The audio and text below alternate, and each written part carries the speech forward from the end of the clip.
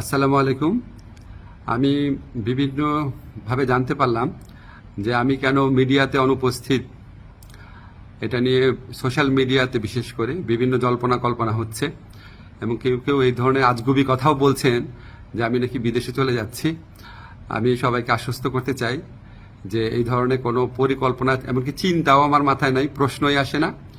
আমি মনে করি এই ধরনের গুজব গুঞ্জন এবং আজগুবি বিভিন্ন তথ্য যারা ছড়াচ্ছেন, এটা হচ্ছে আজকে ছাত্র জনতার যে ঐতিহাসিক জুলাই বিপ্লবের মাধ্যমে আজকে যে জনগণের প্রত্যাশা সৃষ্টি হয়েছে সেটাকে বিভ্রান্ত করা এবং জনমনে অহেতুক প্রশ্ন সৃষ্টি করার একটা অসৎ উদ্দেশ্যে করা হচ্ছে। আপনারা কেউ বিভ্রান্ত হবেন না।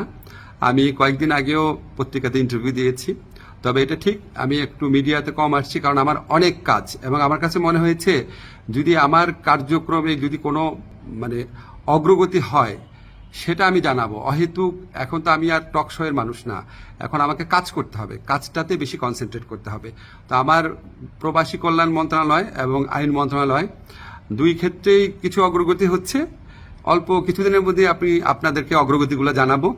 আর এই ধরনের গুজব গুঞ্জন যারা রটাচ্ছে তাদেরকে আমি অনুরোধ করব মিনিমাম ইনভেস্টিগেশন করে তারপর এগুলি বলেন, না হলে মানুষ তো আপনাদেরকে মিথ্যাবাদী ভাববে, ঠিক না? এগুলি করা উচিত না। বাংলাদেশকে একটা নতুন বাংলাদেশ গড়ার জন্য, রাষ্ট্র সংস্কার করার জন্য আপনারা বরং পজিটিভলি আমাদেরকে সাজেস্ট করবেন, ভুল হলে বলবেন।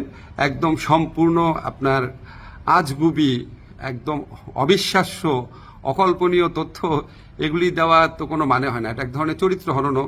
তো এগুলি করা ঠিক না। আপনারা আশা করি সকল বিভ্রান্তির অবসান ঘটবে আমার বক্তব্যের মধ্যে দিয়ে। সবাই ভালো থাকবেন। ধন্যবাদ সবাইকে।